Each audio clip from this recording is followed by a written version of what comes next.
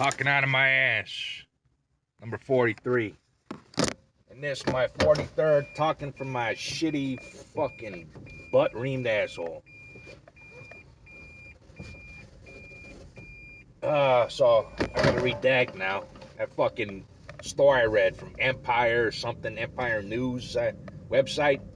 There was a satire, it was a spoof.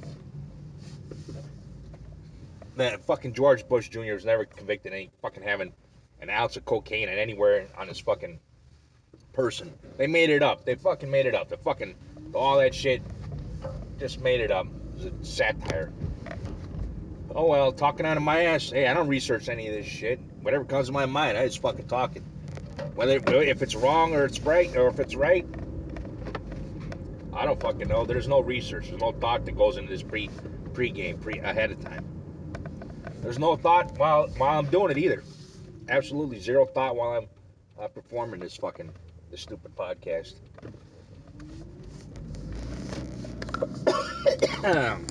So George Bush didn't get arrested for cocaine possession in what I say 2014. It was a spoof. I was bamboozled. Oh well, that's why I always say double check your fucking sources, right? And the notes, here we go. Piss on myself. I don't know what the fuck that means. Oh yeah, when I was a kid, I was fucking, I don't know, 4 or 5 years old maybe. Preschool maybe.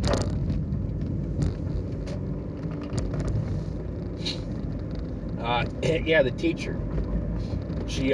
I was like begging her to go to the bathroom, right? She was like, she would just deny me. She kept like fucking like torturing me. She was saying shit like, well, you should have went to take a piss, or you should have went to the bathroom during recess. And I'm like, man, I can't. It just came on. I have to take a piss. No, you gotta sit down. Sit down in your seat. Wait till lunch. Wait till we get out of school. That's when it was. It was after lunch. I had to take a piss. So the fucking bitch wouldn't let me take a piss. So I sat down in my seat and I pissed my pants. I fucking just pissed my pants. I said, fuck it, bitch. You're not gonna let me go to the fucking bathroom. I'll piss my fucking pants, you fucking cunt. Fuck you. So I pissed my fucking pants.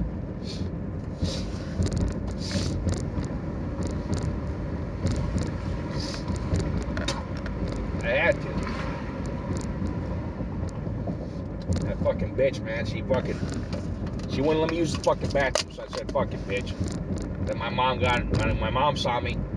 I was like, man, I pissed my fucking pants.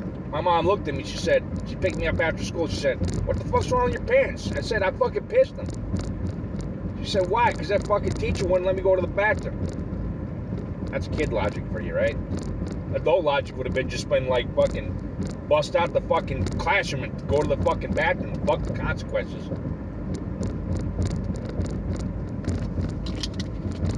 Anyways, that's kid logic. Bitch, you're not gonna take a piss in the fucking toilet, the fucking urinal, in the bathroom? Fuck it, I'll piss my pants, bitch. Fucking cunt. My mom fucking chewed her ass out and shit. Stupid ass fucking rule. Oh, you gotta go fucking during regimented times to take a piss. Fucking dumb cunt. What a fucking cunt of a teacher. Next note. I can't be a brown nose. I can't.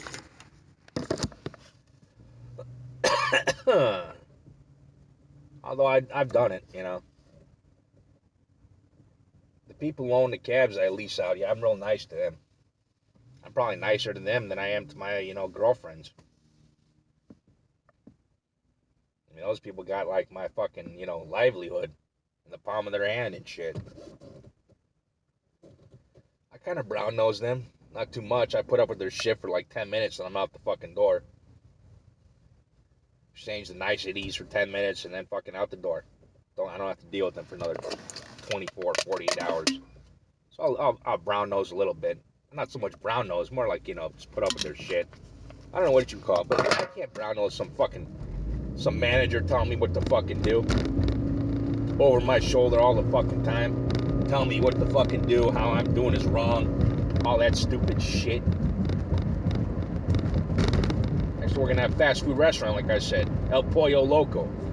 Fucking cunt Italian bitch, man. Some fat Italian fucking cunt, right? With big nose and all that shit. Ordering me around and shit. Fucking busting my balls like a motherfucker, right? I can't deal that shit no more, man. Some fucking cunt, anybody, it's a dude or a fucking woman, man, started to order me around, I'd bitch slap the fuck out of him. I wouldn't even give a fuck, man.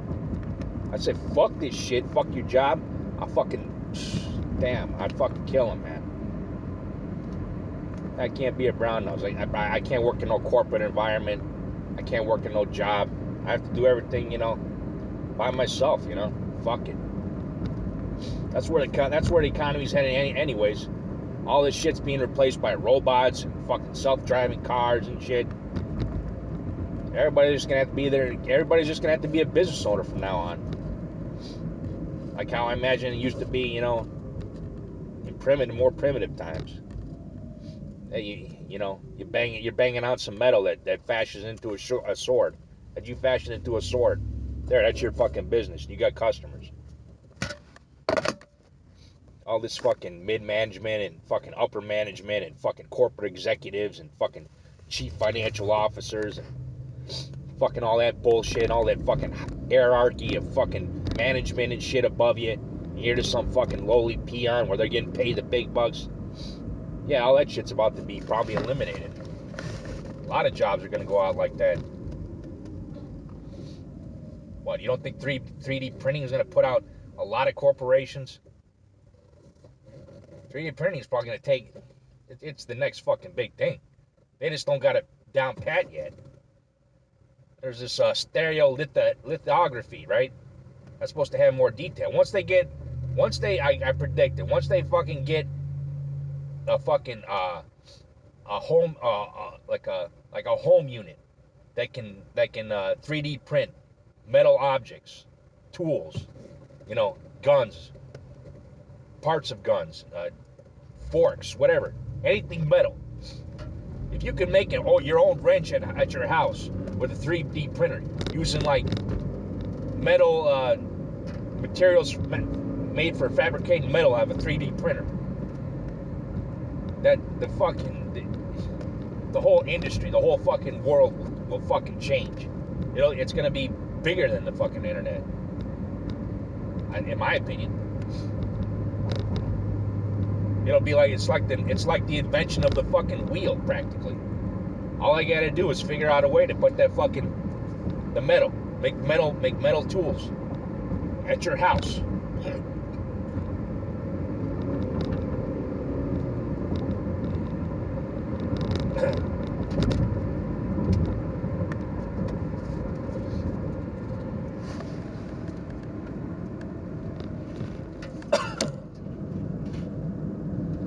Red light. It was yellow, about to turn red, so technically it wasn't a red light. I got no respect for these fucking lights out in the suburbs, man. Fuck them. They're like 6 seconds long out here, man. In Chicago, they're like 3 seconds. They don't got no cameras out here either in the suburbs. It's freer out here, Of course, something goes wrong, you're pretty much fucked in the ass, but oh well, I guess it's the chance you take for freedom. I almost kind of feel like going off the grid, I got all these fucking like bushcraft fucking books I got from like it's like Scribd service and But the way I see it, Naked and Afraid, I mean, those guys ain't doing no fucking traps and snares and deadfalls and shit. I seen one guy do it, some mountain man. Some dude in Appalachia, he had like his own show on Discovery Channel or some shit, and he caught like a deer with like a snare, with a trap that broke the deer's neck with a piece of rope that was tied to a limb or some shit. And he had some good eating there. I don't know how often that happens. I don't know what your chances of that are happening. I gotta blow my fucking nose.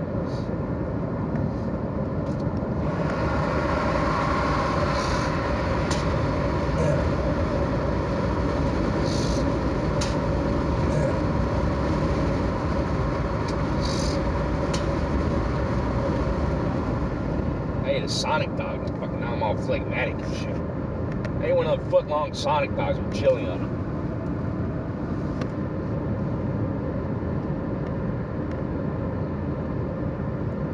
Anyways, I was talking about naked and afraid. Yeah, those fuckers aren't. Most of those guys are just like eating lizards and snakes. Anything that's fucking slow moving. Catch a snake. How fast can a snake move? You catch a snake, cut that fucking thing up, gut it, put it in a fucking fryer or some shit, or cook it over some fire. That's your fucking protein right there. And that's saying if you're, stuck in some wildlife abundant fucking area.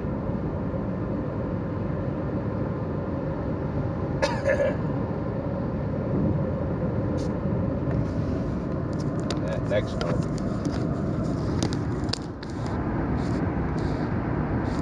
My loyalty for sex. Yeah, basically that's what I do. My girlfriend. I exchange my loyalty. I'm loyal to her. In exchange, she gives me sex. That's the basic barter system between us, I guess. And I'm loyal to her, man,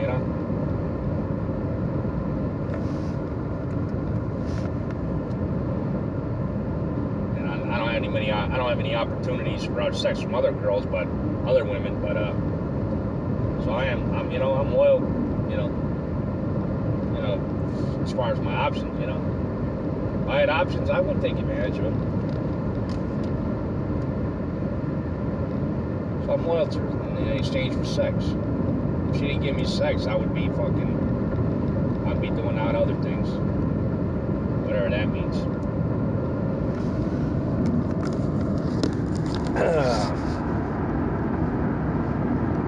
I don't like being told no when it comes to sex. Yeah, that's true. I don't know what to say about that. It's pretty self-explanatory.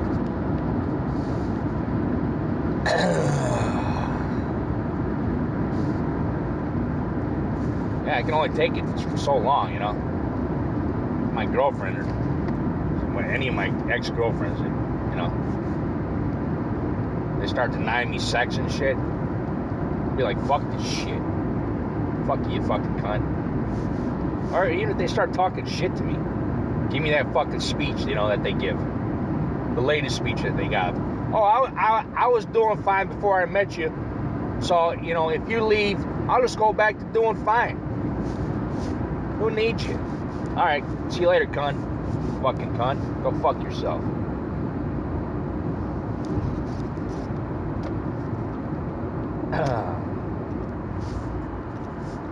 Grammar don't apply. Yeah, I did that intentionally. Don't. You like that little trick? That's trickery. Grammar don't apply. Yeah, I don't care. I don't care about grammar when I'm trying to get a point across. And when I'm writing, you see that fucking little excerpt I put from that book I'm supposed to write about my fucking group home days and shit. I don't worry about fucking grammar. I just, whatever fucking's out there so I can get my point across, whatever tools I have, at my disposal to fucking bang out a story, that's what I'm going to use. As long as I keep that fucking flow going. That's all I'm worried about when I'm writing. Just keeping the flow going. Never once letting up with the flow, Everything's flowing nicely, That's what I try to fucking, concentrate on when I'm writing. And I try not to repeat myself as far as word usage. I'm always thinking of synonyms. I don't know, it comes off more stylized like that, I guess.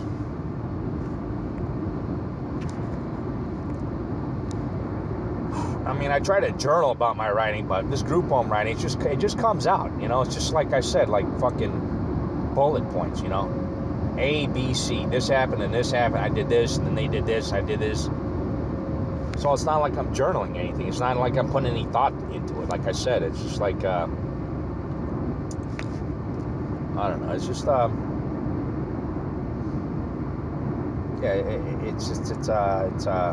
me see. It just comes out. There's no thought really into it. Grammar doesn't apply. Grammar don't apply. I'm trying to get a thought out. I'm trying to get a story out. Problem with Dragon Play. Yeah, the odds. One time I saw a guy bust quads out. He flopped. He had like two pair. And on the flop, he busted quads. Then he fucking hit a straight. Then he hit a full house. And then he hit like another straight. The odds for that shit. The odds for flopping a straight are like 1 in 5 or 500 to 1 or some shit, right? It's some astronomical number. Even quads. It's like a 2,000 to 1. And there's this fucking game called Let It Ride. And they got this other game called Texas Hold'em Bonus Poker or some shit at the casino. They're paying like shitty odds out. Like the odds of you getting dealt aces is like 220 to 1. They're only paying like 30 to 1. The odds of if you get double aces, you get pocket pair of aces, and then the dealer gets pocket pair of aces, you get paid 1,000 to 1. But the odds of fucking both you guys getting dealt aces, it's like 45,000 to 1. So it's a negative expected value. All that shit.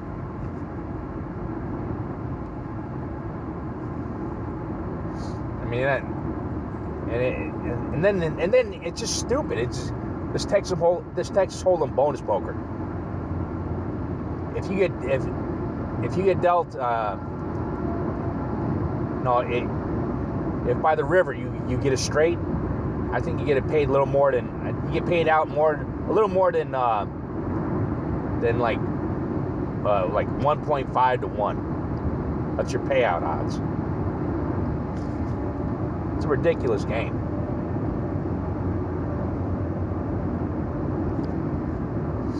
The only thing that's weird about it is that they got fucking payout odds for fucking if you hold like ace queen. I don't know what the odds of that are. If you hold like ace king, ace jack, or something like that, ace king, ace queen, or ace jack, you get paid out on that too, like 25 to 1 or some shit. I mean, that's what you're worried about is expected value, you know. Because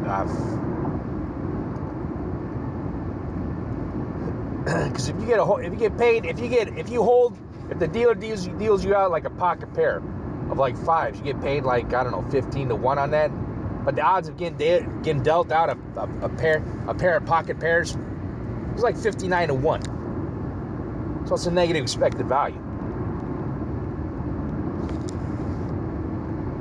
And people acting like that's some big cash cow, man. Yeah, I've seen people win big at that shit. I've also seen them lose big. I was watching it, you know, and I was trying to figure out the odds, you know, but you can look up all these odds from fucking online. There's also another book called Pat Dittmar's Practical Poker Math. That'll explain how to get the fucking odds so you can do it yourself. He goes by like you know, there's only 19,600 possible hands that you can be dealt for you in your pocket, right? The two cards that you're dealt out, only 19,600 possible combinations. And then you figure out, you know, the ways you can get dealt aces, and then you let's see, what do you do?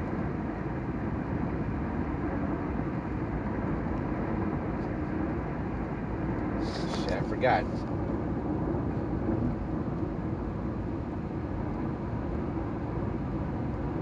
I think you subtract, and that leads you to a number, so that'll give you your, or no, you divide. And that'll give you your probability. And then you take that number, and you can figure out your odds. You'll know what I'm talking about if you read Pat Dittmar's Practical Poker Math. That's a good book. I found it on Scribd. The thing about Scribd is, you know, I think, like I said, I downloaded close to 700 books, you know? Only about a good, I'm giving it like, I'm lowballing and say 10% of those books are worth the shit. So 10% of 700 is like 70 books. You figure each one of those books is worth about 10 bucks. I've seen them listed for like 10 bucks on average online, you know. That's about $700. And I've only spent like about, I don't know, about 18, maybe $26. No, $27. So $27 for $700 worth of books.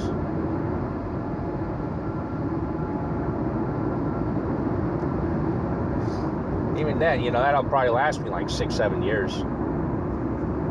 And then I'll finally, like, you know, even out to where I actually paid for what I gave to Scrib, you know, is equal to the amount of books I paid for.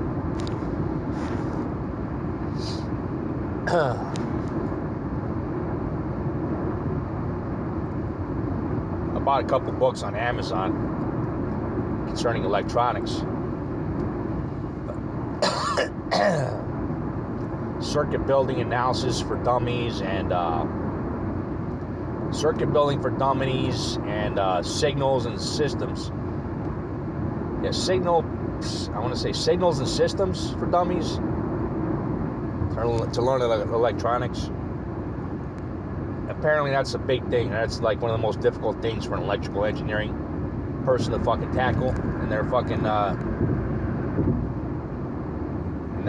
academic career. Signals and signal systems or some shit. Like different electronic devices have different signals, right? Like your cell phone has a different signal as compared to like a fucking, I don't know, desk table lamp or something, you know? Anyways, I gotta get in that book.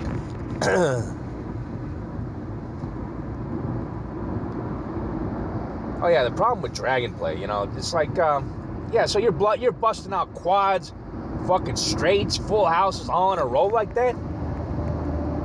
The odds are that you like a better chance of winning the lotto than doing like quad, straight, full house, flush, all in a row like that. Like that shit never happens in real life, so it's fixed. They want you to buy chips. They're trying to bankrupt you and try to get you to buy chips. I've been reading this Ed Miller book, Small Stakes, No Hold'em Poker or something. I still can't remember the name of that fucking title of that book. Small Stakes, No Limit Hold'em Poker or some shit. How to Play It or some shit, right? By Ed Miller. Ed Miller, et al., and others. Two other writers wrote that book. Anyways, I'm fucking, you know,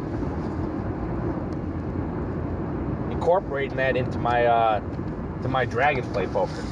And soon I'm gonna incorporate into my live games at the fucking poker table. See if it works, because you know, Ed Miller just goes by the premise that a lot of times you ain't gonna hit your hand. A lot of fucking times. Pat Dittmar, Practical Poker Math, says that only you're about 4-1 to be dealt, you know, a good hand, meaning like pocket pairs, ace king, ace queen, suited connectors, that kind of shit. Like technically a good hand, you know, like high face card suited connectors like king, queen, jack, you know, they're both diamonds and shit. Pocket pairs, you know, pocket pair eights. Like your odds of that happening are like 4-1. So you can tell when somebody's fucking bluffing. I mean, they're like, they keep betting pre-flop, like fucking, like, you know, raising the pot like 4 or 5 times, 5 betting the pot and shit, pre-flop and shit, like 10 times in a row. You know they're fucking bluffing, because you only get like I said, your odds of hitting that, of getting dealt a good hand, are only 4-1, according to Pat Dittmar, Practical Poker Man. So you know they're bluffing, and even then, the odds of you pairing up one of your hole cards on a flop are like 5-1, or like 6, more closer to 6-1. And somebody keep betting pre-flop, and they continuation bet, they continuation bet on the flop. you know, raise the pot up again, you know they're fucking bluffing. I remember one time, this guy, he was fucking, I couldn't believe it. He got dealt a pair of queens. He got dealt a pair of kings, queens, aces 2 times in a row. A pair of aces 2 times in a row. That all happened like in consecutive order. So for 4 hands straight, he got dealt, you know, like pairs, high pairs, queens, kings, aces, all in a fucking row.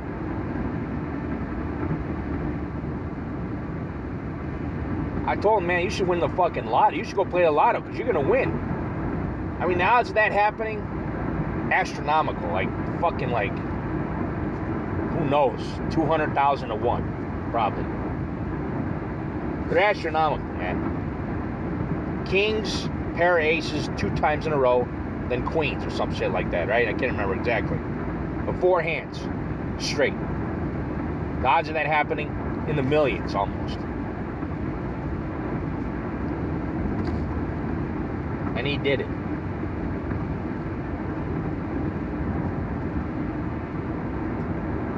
That's the only time. Most of these fucking people bluffing on the poker tables, they're full of shit, you know. If you know the poker odds, you know, you're all right. You're doing good for yourself.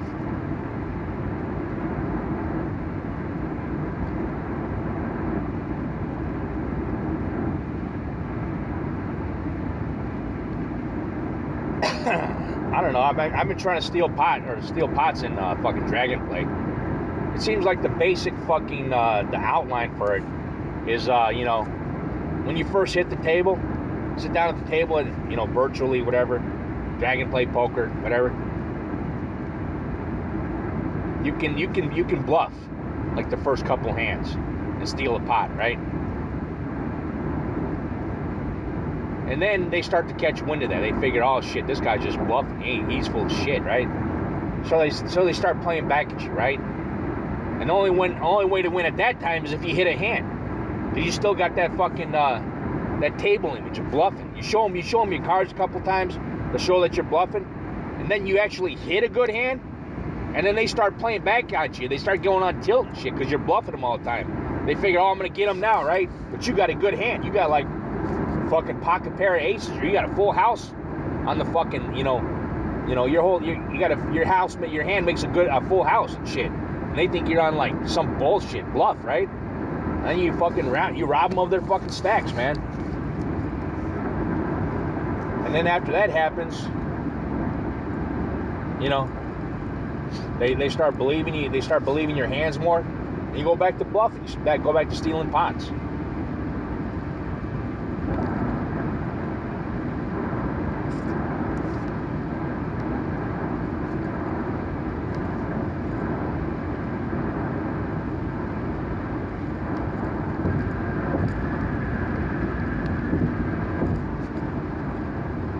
I don't know, Pat Dittmar's Practical Poker, man, that's a good book, in my opinion.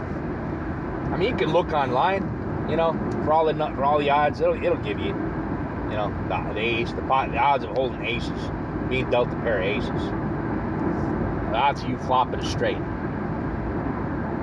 But for some reason, Pat Dittmar's Practical Poker Math, he actually puts the math into an explanatory terms. He explains it very well, how he gets the numbers, how he gets the odds.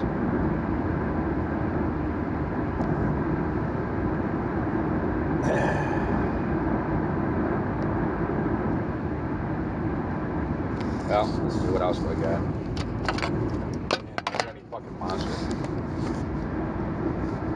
I gotta hear why everyone is so great. That's true. So I drive a cab, right? People are always like, they got like the greatest fucking lives. They're like CEOs, they're in medical school, and they're getting off the plane from London and shit. And then here I am driving a cab, you know, and they got the most successful business in the fucking world and shit, you know. I had one guy, I dropped him off at some private jet in the back of Midway, right? They got their own private landing strip, the bigwigs. the CEOs of the world. They got the private jets and shit, right?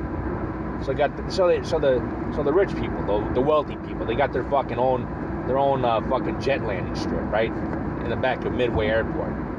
Their own fucking terminal. If you're rich, right? So I dropped this one guy down there, and he was talking about like ordering. He was saying shit like, yeah, 1 million this, 1 million that, order 1 million of these, and all this shit. It's like everybody I pick in my cab, you know, they're always so fucking great, you know. Which makes me think, you know, are they bluffing? Are they just doing it for my sake, you know? Because they see me driving a cab. I'm a white guy. That puts me on a low status level. You just hear some of this shit that people talk to me, you know?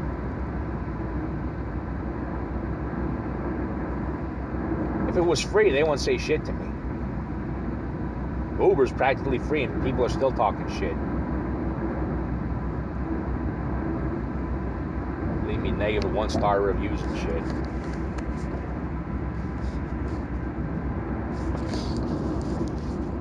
Yeah. I once picked up John Malkovich, you know. I picked him up twice, actually. First time he gave me like a 20-cent tip. The other time he gave me like a 50-cent tip. He was at the Steppenwolf Theater like about 5 years ago. He was looking at me the second time with those beady eyes, man. Those Teddy KGB eyes. Fucking rounders. He was looking at me with those fucking eyes right in the rearview mirror. Because I didn't bust the fucking... I broke real hard at a fucking red light, you know. I thought it was going to be yellow for a long time. But it was a 6-way intersection. I didn't want to fucking take any chances. Those fucking 6-way intersections just... Fuck, man. You get in action real quick if you run a red light. So he was looking at me because I broke real hard, right? He practically went into the divider between the front and the back seat, like that police divider. Cabs got those too, right? So yeah, he practically his head went in there, and then he sat back and started giving me that fucking Teddy KGB stare. Those fucking beady eyes, right? He was wearing like a beret, those muumuus. Those fucking beret-looking things, whatever the fuck they are, look like they're crocheted by some old granny and shit. He was wearing like a rainbow-colored one, right?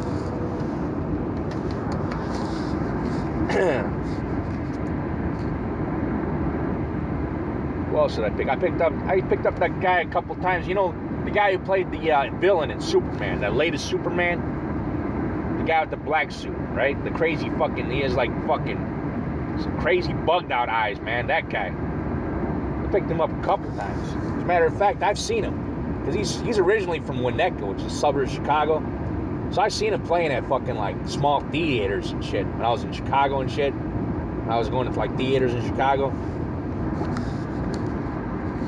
I remember once he was in this theater. He was in this like it was like a play kind of, but it was like small stories within a story kind of deal. And he was playing like this crazy guy. He was like talking to somebody on a bench.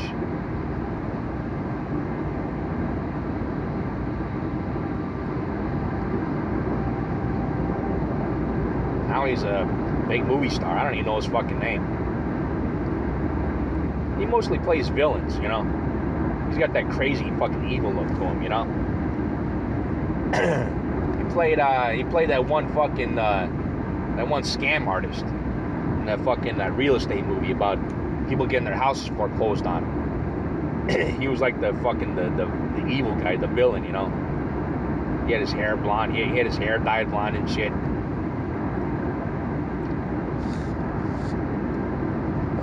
Fuck.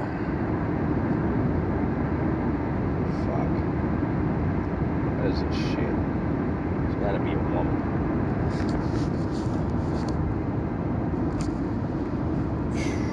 I'm not normal. Yeah, I'm not normal. What do you want me to do? I'm not normal. I go on this podcast and talk about what the fuck I'm thinking. That's not normal. My girlfriend says I'm not normal. fact, she's used that as a fucking reason to break up with me sometimes. Because I'm not normal enough for her and shit, right?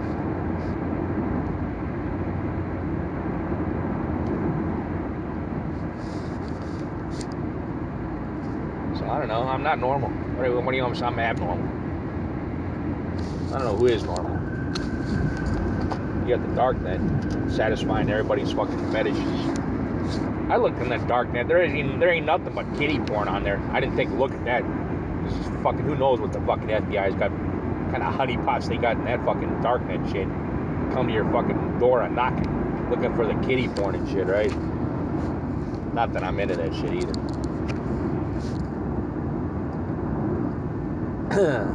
And there's stolen credit cards, PayPal passwords and shit on the dark net. A lot of drugs. I don't know, guns and shit. See, I don't play this shit straight up. Yeah, if you do that, you die. What, you want me to play this shit straight up? When every fucking motherfucker who's actually wealthy in this country pretty much scammed and schemed and fucking robbed, and stole, and fucking, I don't know, killed how many fucking people, whatever's under their fucking belt, as far as homicides and shit, so they can get ahead. You want me to play this shit straight up? Anybody who's wealthy, they didn't do that shit straight up. I can guarantee you that. There ain't no way you're getting ahead in this fucking world playing this shit straight up. I know I'm being fucking vague, right? Sure, you can have a business and shit. You can retire early, sell that fucking business, retire early.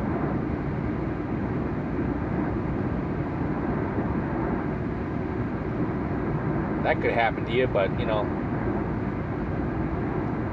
you gotta have the right business. A lot of people, like I said, those fucking wealthy motherfuckers, they didn't play this shit straight up.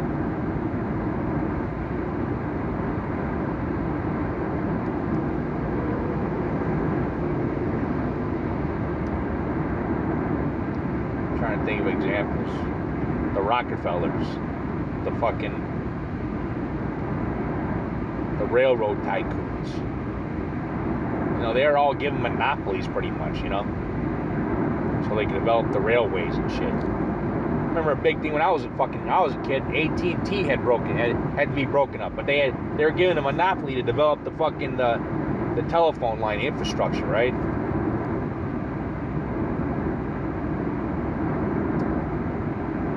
So a lot of people are pretty much, you know, they're not playing this shit straight up. How can you? If you get lucky, like I said, you own a business, you sell it for $1 billion, then you can claim that you played this shit straight up.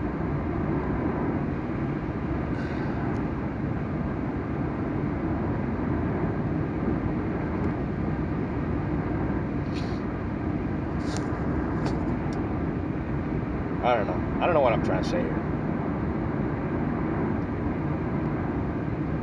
I don't know. Oh well. I guess that's it. Good luck dying.